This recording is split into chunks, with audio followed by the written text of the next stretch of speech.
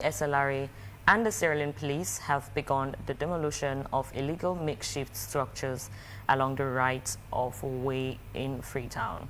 This bold SLRA move says aim to clear obstruction and restore free vehicular and pedestrian flow in the area. Now, however, residents and traders pleaded to SLRA to give them more time. So this morning, to discuss the move by SLRA, including updates on the road network across the country, we have with us in the studio Engineer Alfred Jalil Momodu. He's the Director General, Sierra Leone Roads Authority. Good morning.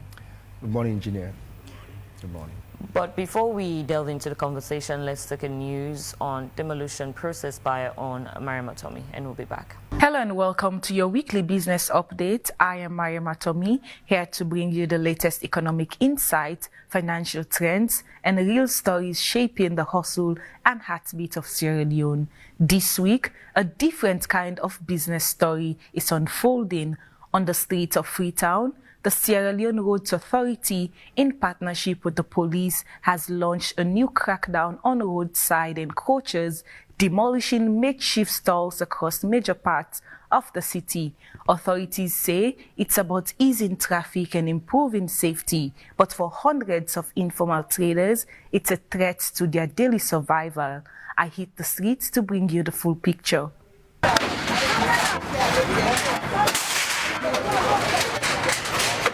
Street trading is woven into the economic fabric of Sierra Leone, but it's also been a long-standing source of conflict, from military cleanups in the 1980s to the city beautification efforts of recent years. Vendors and authorities have often stood on opposite sides of the road, literally. Now, the Sierra Leone Roads Authority is ramping up enforcement once again. We're doing routine clearing works, which entails the embassies, MDs, perimeter fences, where encroachers have been encroaching for decades. And for now, we have chosen to work with our enforcing arm, which is the Sierra Leone Police, so that we will take off most of these encroachers that are occupying the right of way. According to the SLRA, makeshift stalls not only block traffic but compromise visibility for motorists and pedestrians.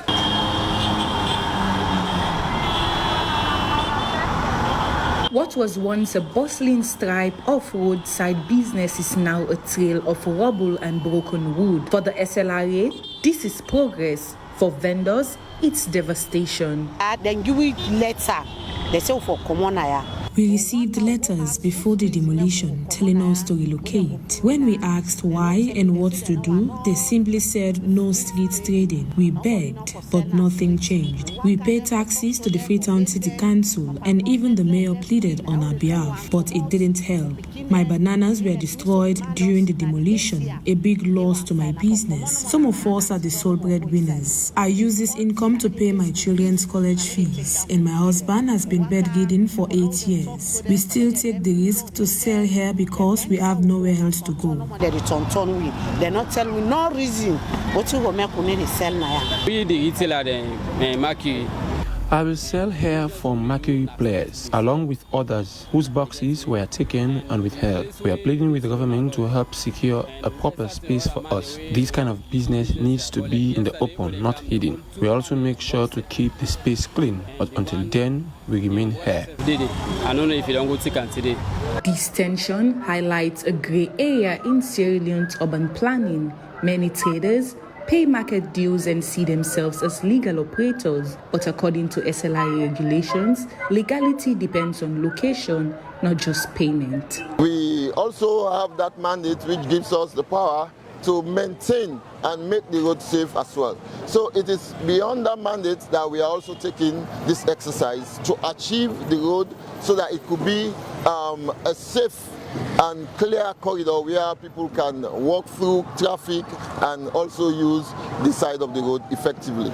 Meanwhile, the SLRA insists the operation is not a one-off. They plan to expand the exercise to other areas in the east and south of the capital. But many are asking, what's next for those displaced? Now we have nowhere to sell. I am pleading to let us stay. This business is our only source of hope. After work, passerbys make it easier for us to earn, and we contribute greatly to society because we pay taxes every day. From King Haman Road to Spurlook, from IMAT to Upgon, the message is the same. Clear out or be cleared. But what's missing from this narrative is a clear relocation or support plan for informal businesses who depend on these spaces to eat. As the authorities press forward, livelihoods hang in the balance. Until concrete alternatives are provided, many will simply move and rebuild somewhere else. All right. Many thanks to AYV's Marama Tommy for that report. Engineer, I see you're smiling. You look pretty satisfied with the ongoing demolition. Now, as what we've seen and heard, many citizens are saying it's insensitive.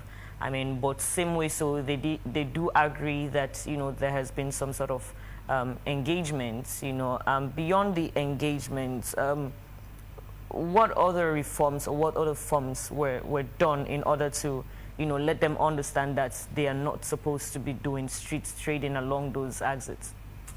So I'm not sure what the many citizens are saying it's insensitive. I think what we've seen and heard is from the very people who are directly affected, those who are, along this, along the footpaths, in the right of way. These are the people. So by all indications, they are not going to be satisfied. Well, if you go out there and ask the vast majority of people, in fact, we have been sounding the opinion of the general public. I mean, it's just so satisfying. It's just so welcoming. In fact, that's one of our motivations. That's one reason why we don't think we're going to relent. We are going to do it for as long and as much as we can to ensure that our roads are safe. Regarding what moves we made, I mean, we've been on this. In your do I call it the prelude or something? Yeah. They are talked about from the 80s, and not from the 80s, from the NPRC. So we are talking about some 20, 30 years. They've been asking them to move. We've asked them 10 years ago. We've asked them 5 years. 1 month ago. Every time I'm here, we ask them. We tell you that encroachment on the right of way is one of the biggest challenges we have on the right of. I mean, in the road sector. So obviously, we asked yesterday. We're not going to ask anymore. Were there any sort of like relocation plan or support? So my responsibility, my mandate is to make roads and ensure that the road corridor is safe and protect the road reserve. About relocation for traders, that's way, way beyond my mandate. If I wonder whether that is that mandate. I think, the sort of businesses they are doing, these are all private businesses. So if you want to do your business, what would advise? Go and look out for it. I mean, a decent shop. Because one person did mention about he's working for Mercury, and Mercury sent them out, to have their to do their business in different locations. You maybe want to speak to that because I mean, I advise you go back to Mercury and then let Mercury make proper provisions for them. But like I was saying, you want to do your business, go to a business area, rent a shop, and do your proper business there. Engineer, you've already mentioned that this is something that has started way back in the days of the MPRC. I know over time we've seen demolition exercise being carried out by SLRA, but one wants to understand the idea behind the demolition first off, and again, how ill-motivated are this exercise when in actual fact we've seen the SLRA commenced demolition, and at some point in time they stopped when they get orders from above or whatsoever the case might be. How ill-motivated are this exercise? I'm not clear about the ill motivation, but what I would say is, I mean, these exercises have been going on, from time to time. What I'll tell you is, this time around, there is difference. This is well planned. The objectives are well cleared, and we've taken our time to look into what has been responsible for the failures in the past. So this time around, I mean, it's a completely different scenario. But I'll give you a snippet of our strategy. We've mapped out, for example, the Freetown area very well. We've put the areas that we want to address systematically into clusters. So, in fact, we are currently on our very first phase. What we'll be doing is I mean, several cycles of expansion and then consolidation. By which I mean, for example, in this first cycle, we've identified 4 major areas. The American Embassy was one, the Spur Loop area was one, and then the Kingama Road area was another. And our 4th area, which perhaps we may do today or tomorrow, is the Mode Junction going up to Parliament. I'll tell you, in all of these areas I've mentioned, the activities of these people along, the sidewalks, it's completely, outrageous. You cannot be having a city that we should be proud of. These are all the cities that we have. I think you should visit Kube as well. Sorry? I think you should visit Kube as well. We are visiting several areas. In fact, it will have to eventually be extended to the provinces, right? So, I mean, you see several circles of our activities. So, what we are doing, once we've done today or tomorrow, once we are done with the model to Parliament area, then we'll wait to consolidate. We want to, because it will interest you to know that with all this renewed vigor, with all that we are doing, we saw people back on the camera with umbrellas. Now these are the ones we are going to crack down on very heavily in our next move.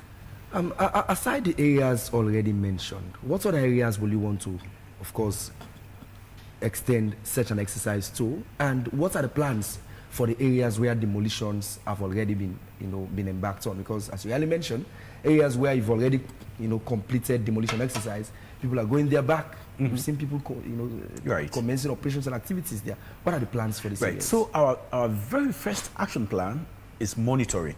We'll be having our staff, our personnel monitoring these areas for any development. That's why, in fact, we are able to know that people are, have started attempting to go on the Kiama Road with umbrellas.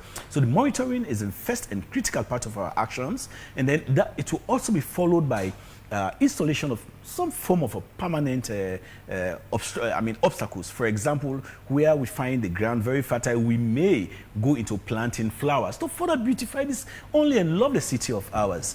We'll also even move forward to put some physical restraints. In some areas, we are even going to put some signs clearly stated that, look, don't encroach on this area. It's a right-of-way, and this is reserved because we may want to pass other utilities like electricity, water supply, telecommunication, etc., etc. And even most importantly, in the situation where we have the opportunity for expansion, like we did on the Wellington-Mashaka Road, these are the spaces we'll be using. So don't go there. Do business somewhere.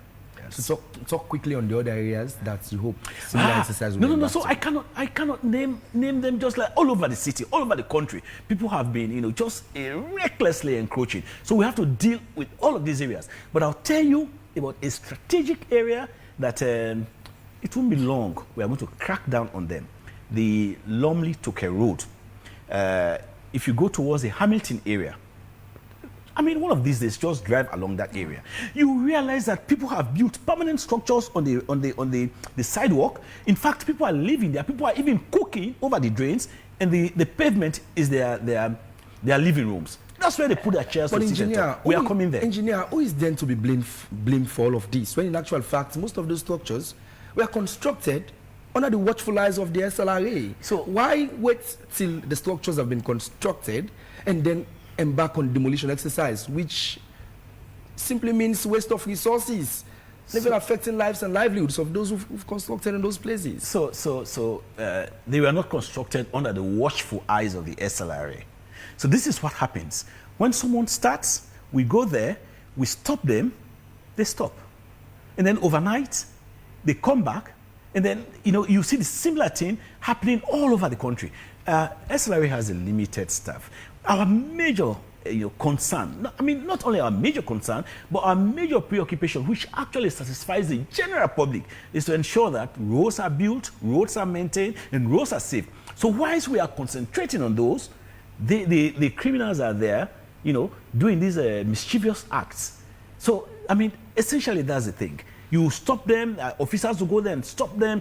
So except and until we put a concerted effort, like we have done now, and then be determined to ensure that we should eradicate these sort of acts, that's when we'll succeed. And that's what we are doing now. Engineer, would you speak to saying that many Sierra Leoneans, I'm saying so because I move around and I do interact, many Sierra Leoneans do believe that the SLRA seems to be targeting the vulnerable while leaving or ignoring illegal structures erected by well-connected people. Would you speak to that?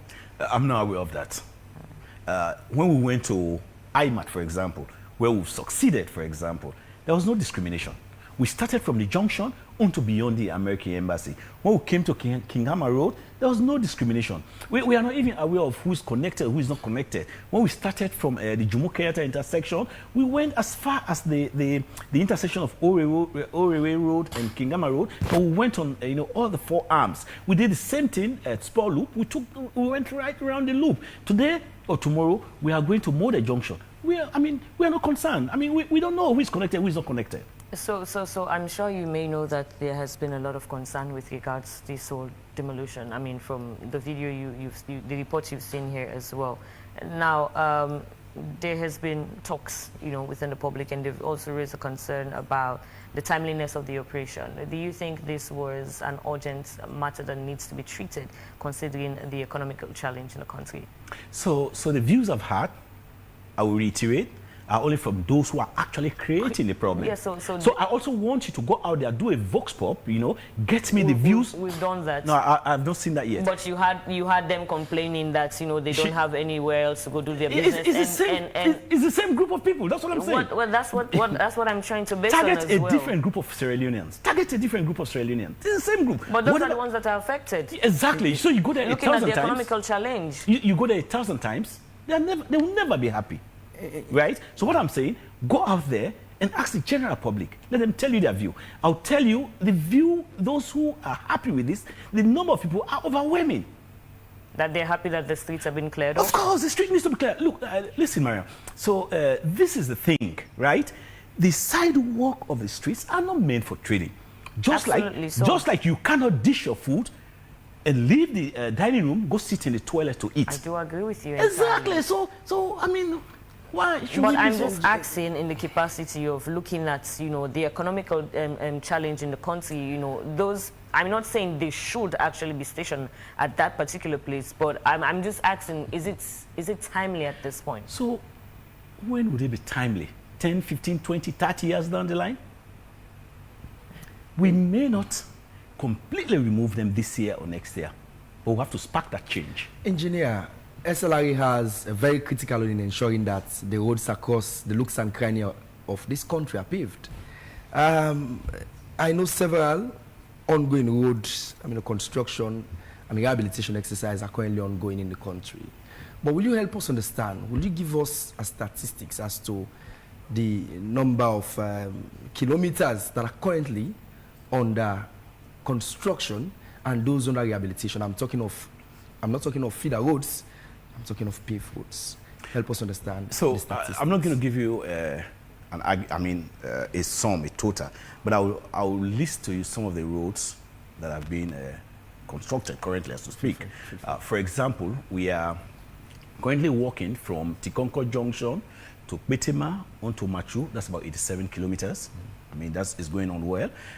We are also currently walking on the Kailaon to Boedu Road. That's about 25 kilometers. But the next phase of it, which will take it from Boedu to the Guinea border, to Kwendu onto the Guinea border and the Liberian border, under 39 kilometers, we are going to tender for that.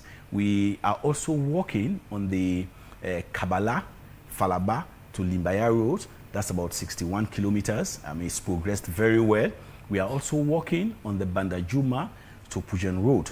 So that's also going on very well. These are some of the major trunk roads that are currently undergoing construction.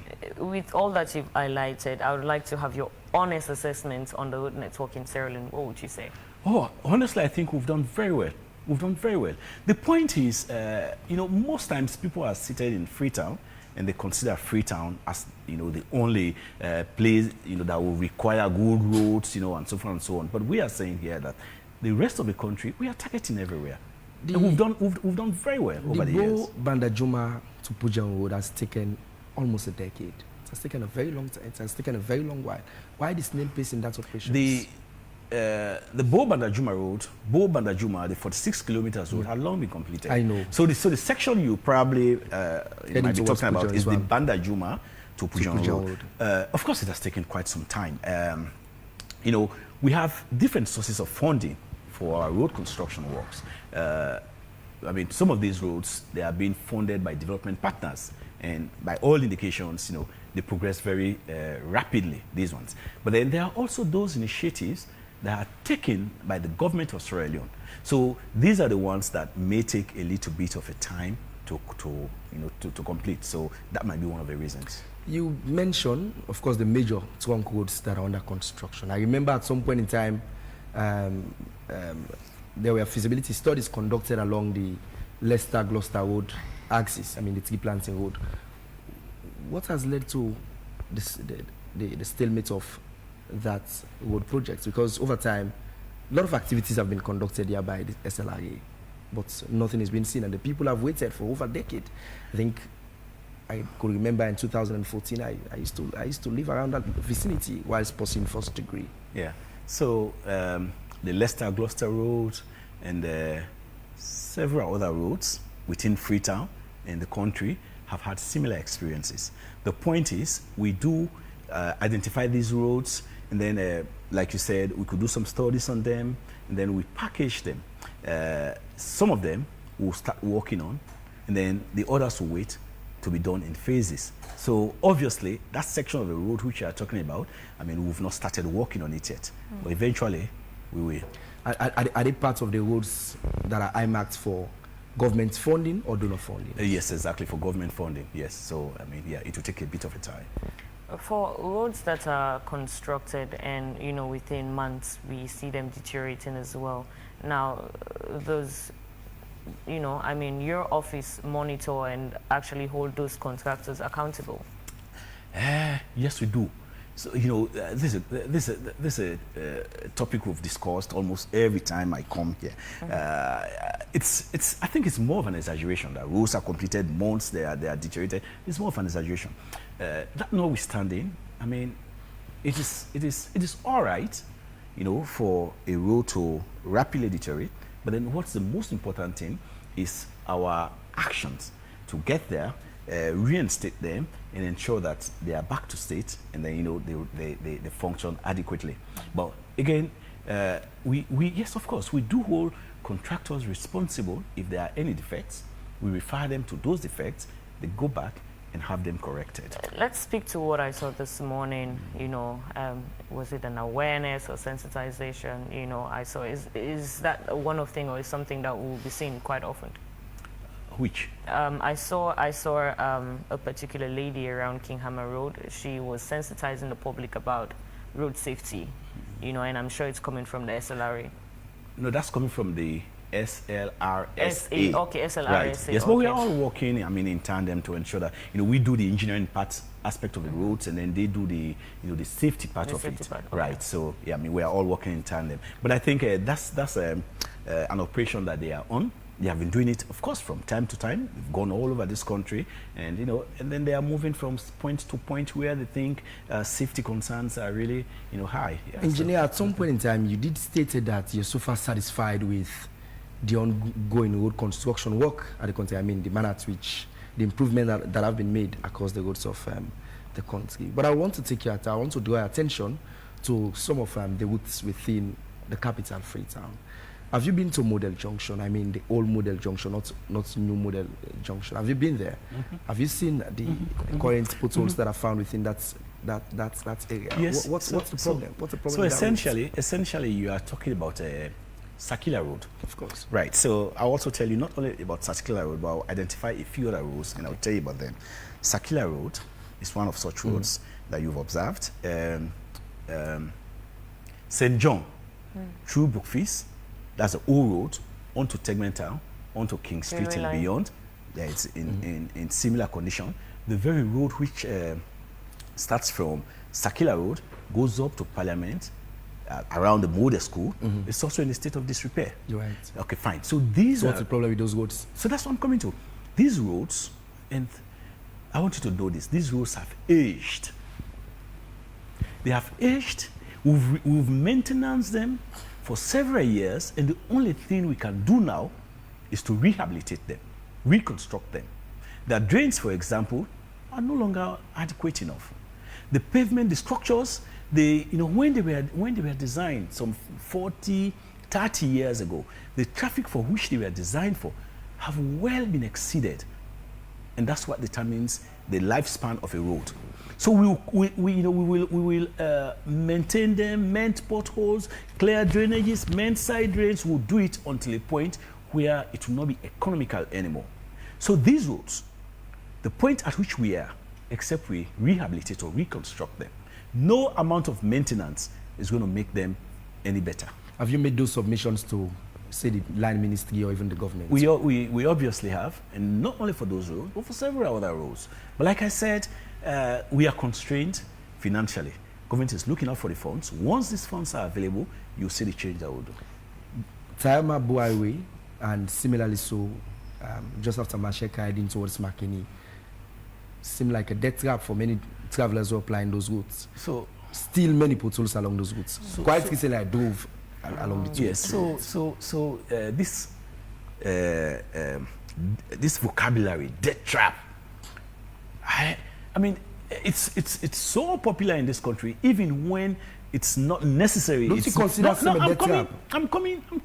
Even when it's not necessary, I mean, it's just a common jargon. You understand? The roads here I talk about, those are not death traps. I agree. There are sections on that road which require special attention. For example, between Tayama and Seneo, that's heading towards Bo, that section of the road, it needs some major intervention. And of course, we've planned that, and we are looking for the availability of funds to ensure that those ones are done. And similarly, on the Mashaka-Makeni Road, there are some sections that require similar attention. These are all under our spotlight. We are looking at them, and the moment the funds are available, obviously you'll see changes in those areas. Government quite recently has come under heavy scrutiny for having released a whopping sum of money to a single road contractor in the person of Pavi Fort. Was that done on the advice of the Silent Roads Authority? I mean, I think that publication was for entertainment. Basically, it was for entertainment. You could have talked to the Minister of Finance. It's not possible for that amount of money, 67 million, to be dished out to one contractor in 1 month. Why are you in doubt? For roads. For roads, why am I in doubt? No, why are you in doubt? That for roads? The possibility of... For roads? Yeah. I'm the authority. Okay. As far as roads are concerned in this country. Right? So exactly. I'm the right person. I'm the last person who signs the payment request. That's more the reason why. So if I tell you it's for entertainment, it's for entertainment. Engineer Momodu, yes, sir. Engineer Jalil, that's more the reason why I asked. Was that done under the advice? Was that done with the advice? So I think. So then, Claire, I think I've implicitly answered that. If I tell you it's for entertainment, there's nothing to write, nothing to think about. It's for entertainment. So what is fact? What is fact about? So the fact here is. The fact, according to the numerous publications that were done, that $67 million was paid to Pavi Fort in the month of November. Right? So I'll tell you, Pavi Fort is doing the Kabbalah-Falaba-Limbaya Road, a 61 kilometers road. They are also doing some 29 kilometers of township roads in Kenema. They are also currently doing 38 kilometers from Tikonko to Kwetema and the Serabu Loop. Right. So I'm telling you, so they're doing three major road projects, right? And I'm telling you for the year 2024, Pavi Fort, please forgive me, but I'm telling you they had a total of about $21 million paid for the whole of the year 2024. For the whole of the year, that was what they were paid, about 21 million. And I'm telling you they are doing 3 major road projects for the whole of the year. So I told you that publication was for entertainment, or whoever might have done that has a motive. But take it from me, I'll provide the records. I could have brought them. I'll provide the records. You look at them and see for each and every IPC that was paid, how much was paid. It was about $21 million for the 3 major roads that they are working on when you put everything together. Engineer, so far we've seen, of course, we've seen the birth of national road construction companies, like one of which is that of Pavi Fort and even Gentle Group. Will you say these construction companies are gradually replacing these foreign companies who over time comes in and cut away the wealth that hostile unions should have enjoyed over time? So, you know, most of our bids are international competitive bidding, and they should follow best practice. So it means if I tell you that Paviford, Gento, Sikon, you know, I'm happy now that they are removing, you know, other players in the space, it straight away goes to say, I'm not impartial. But what I'll tell you is, for the indigenous communities, I'm happy about the progress they are making. Pavifort actually started road construction works in this country, in the Kabbalah Township. They did very good roads, right? And today, they are competing with other international firms all over the sub-region. They have a project in Gambia. Sierra Leonean firms were not there. They competed with other international firms. They have a project in Guinea. The similar thing. They have a project in Cape Verde. So when I sit back, it gives me a lot of pleasure. And in fact, it tells me how much promising our companies, our local companies that we've formed from scratch in this country, and how much development they are doing. Eventually, they will be going to, in fact, even in Senegal, they were competing with firms like the CSE, which have been here, for example, for 40 years. So I'm pleased with the progress these companies are making. Gento Group is currently involved in the construction of a port, multi-million-dollar, you know, project. So these are the things we want to see. I'm sure we've had tons of messages and questions via Facebook page, and we want to go through some of them and have your response quickly. Now, this one is from Jalo Juldehin. He says, the last time we see and press that the Moyamba to Shenge Road contract was given to SLRA for maintenance, but up to now we didn't see any move. Mohamed Kebi says, Engineer Momodu, what's the current status of the road from Mano Junction to Tongo via Panguma?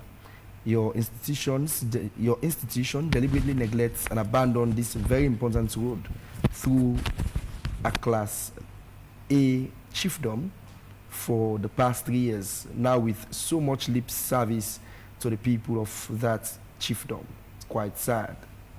And another one from Mohammed Kurma, he's saying, Engineer, please extend this operation along the Peninsula Road starting from Godrich through Mile 13 and Mambo.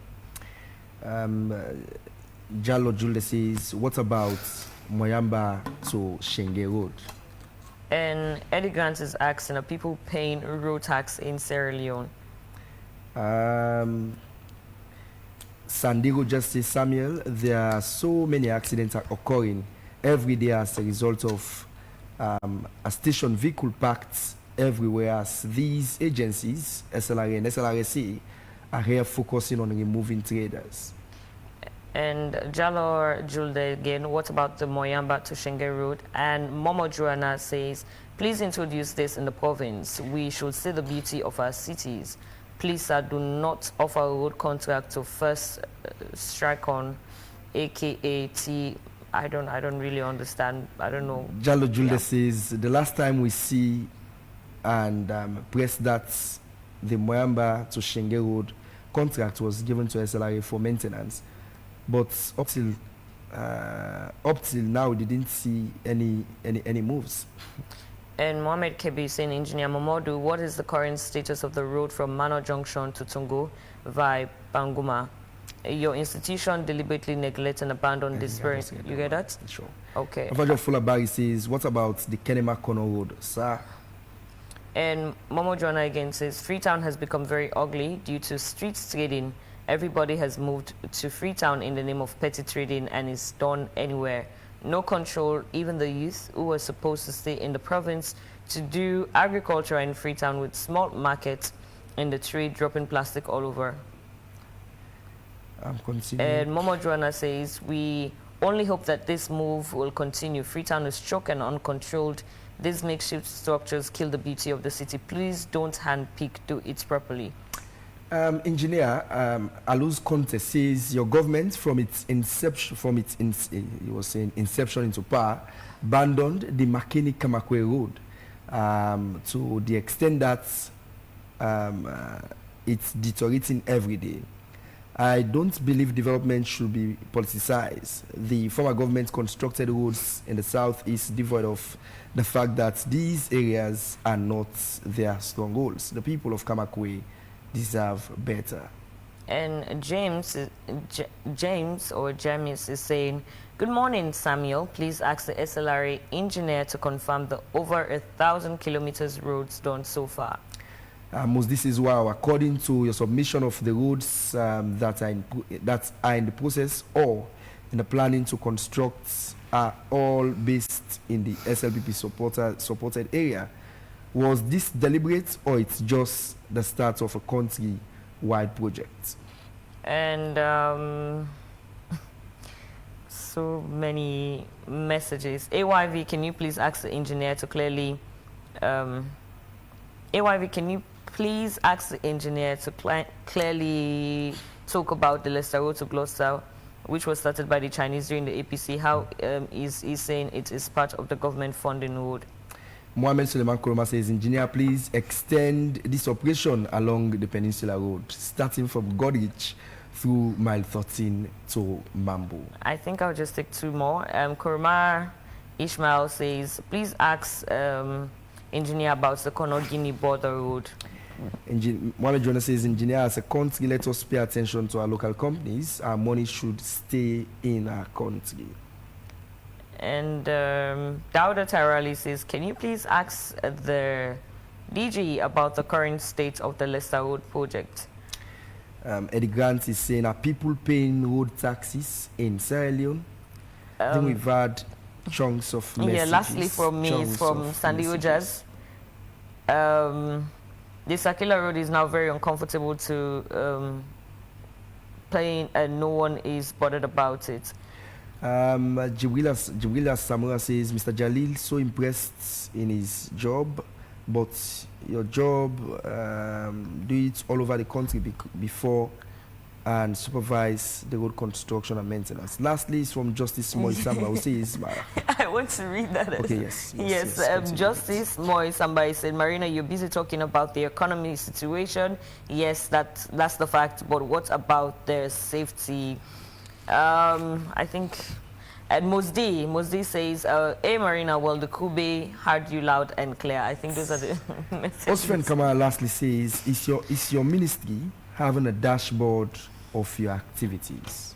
I think those are the messages you take for now, and allow you to respond. Right. So there are so many, but we'll try to put them in groups. Yes. Yeah. So let me start with all those are we are around our clearing exercise.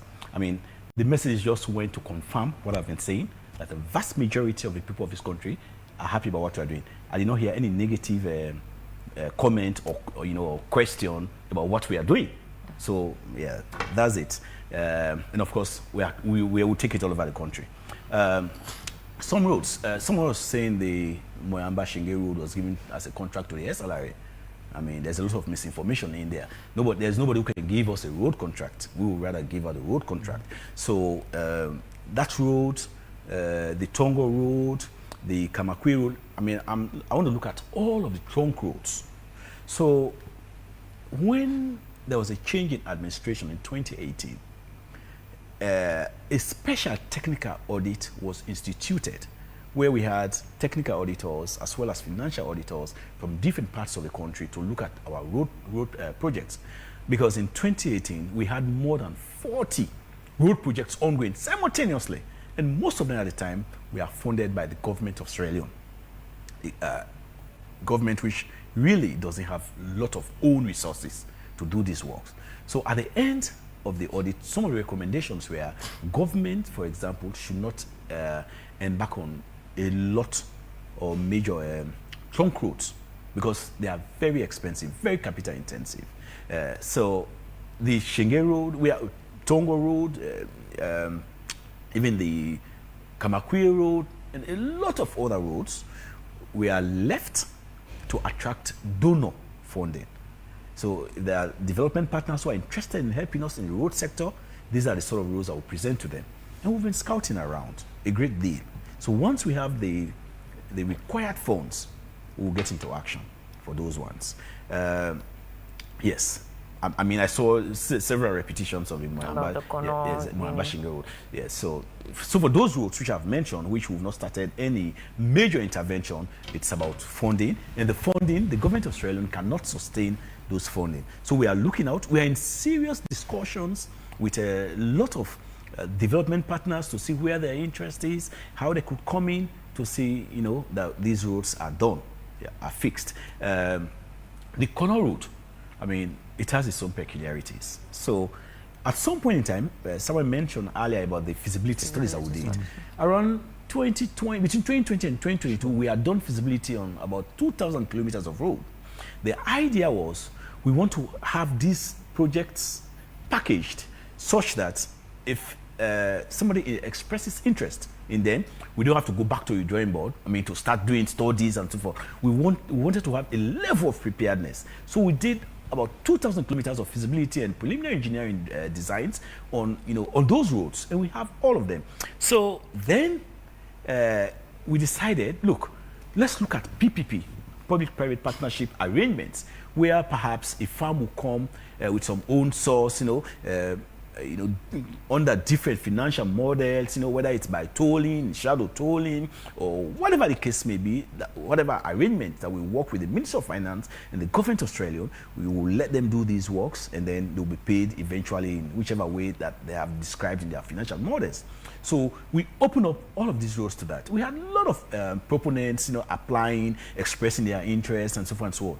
The Kono to Guinea border road was one of such roads which several farms applied for.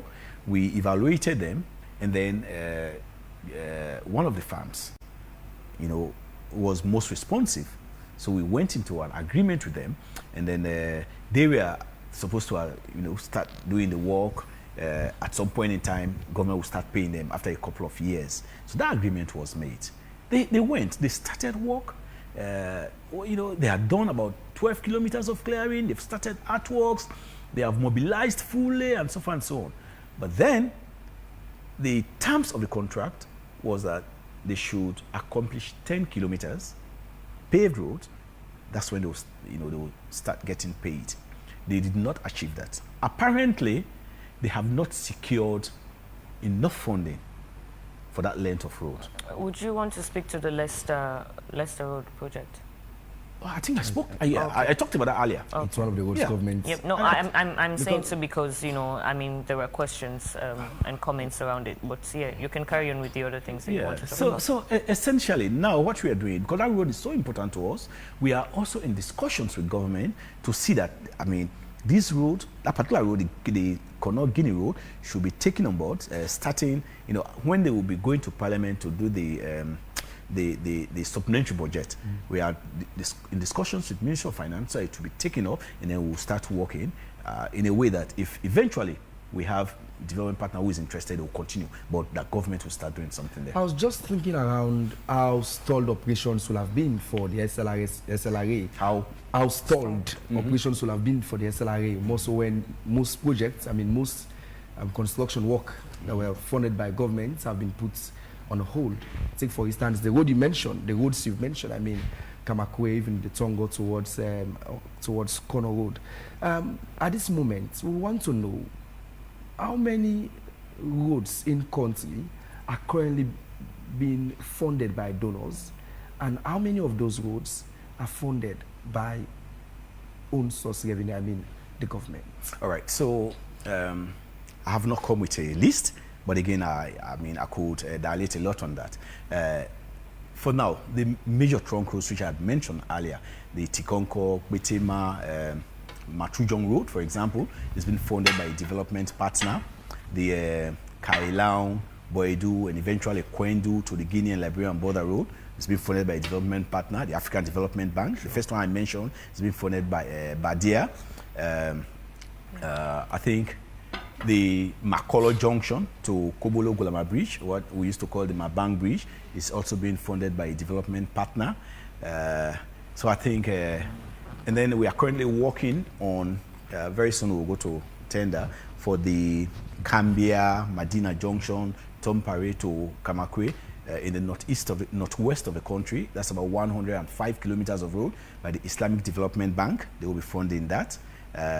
We have also been able to initiate discussions with the Islamic Development Bank, Baldia, and JICA for the Koribondo, Sumbuya to Tomabon. Tomabon is an area that is very popular for rice production. So we want to see, because that's what we do in the road sector.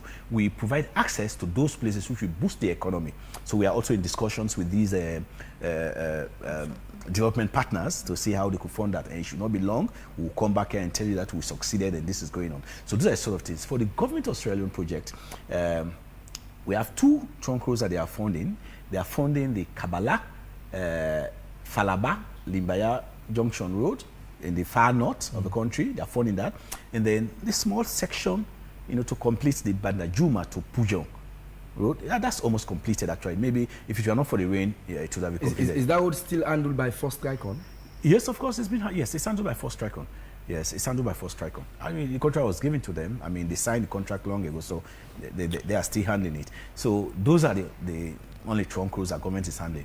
But all of the urban roads, the township roads, are being funded by government. Let's talk a bit on feeder roads. I know many projects in the country are supporting the operations of feeder roads. I remember quite a couple of months ago, I was with SCADEP. We went to several bridges that are constructing, one in Moyamba, another in Kenema district, towards Kailaun. Talk a bit on those roads, and even those ILO is supporting as well.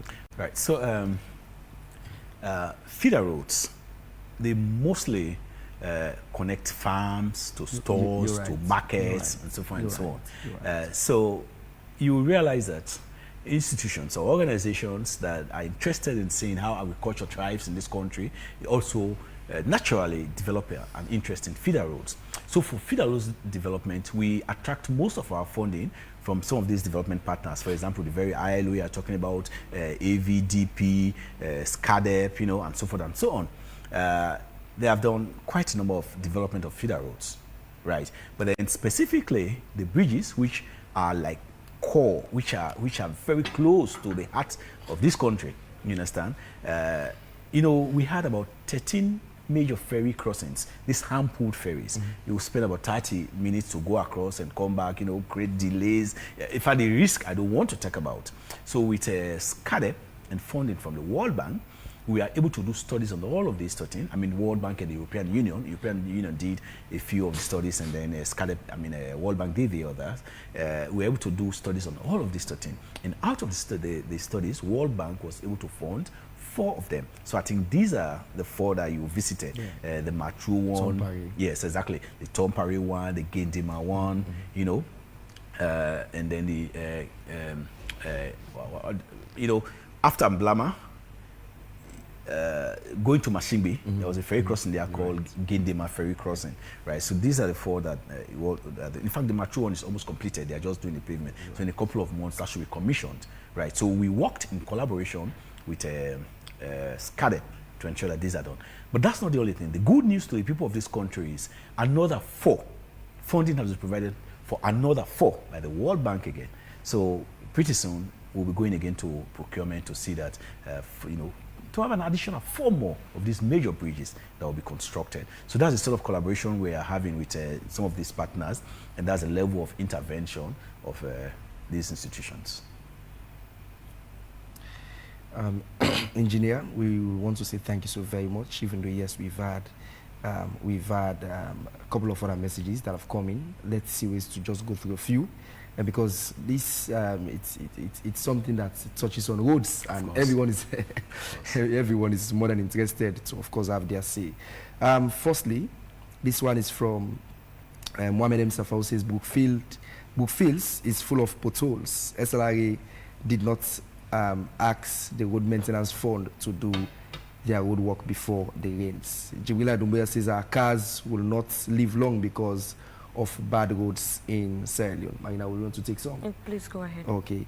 Alusa Conte says this is he's saying it's not true. Government abandoned this road in 2018. 7 years now, you're telling us that you're looking for fundings while you obtain fundings for other roads in the southeast devoid. The people of Kamakwe and the other villages do not commit crimes. Okay, Mosdi says He's avoiding the questions of politicizing the road construction. Exactly. All the roads mentioned are based in government-supported areas. We'll have to respond to say. Jubilila Samura says, please can you ask the director, Mr. Jalil, concerning the employment of the youth of this road operation. Thank you. And Mohammed Kebi lastly says, please allow the engineer to comment on Mano Junction to Tongova Panguma Road. Please, engineer, you will respond to say. So, for heaven's sake, I'm a poor engineer. I'm not a politician. If they have political questions, let them take them to, the politicians. What I would say is, and everything I've said is based on technical judgment, right? Not on political judgment. But however, let me just refer the person to the fact that we are doing Tompare Bridge, for example. That's not in the south. We are doing the Cambia, Medina Junction, Tompare to Kamakwe, a 105 kilometers road. That's also not in the south or in the east. That goes to say that at the SLRA, we rely on technical judgments, not on political judgment. We are not politicians, as far as our professions are concerned. Right.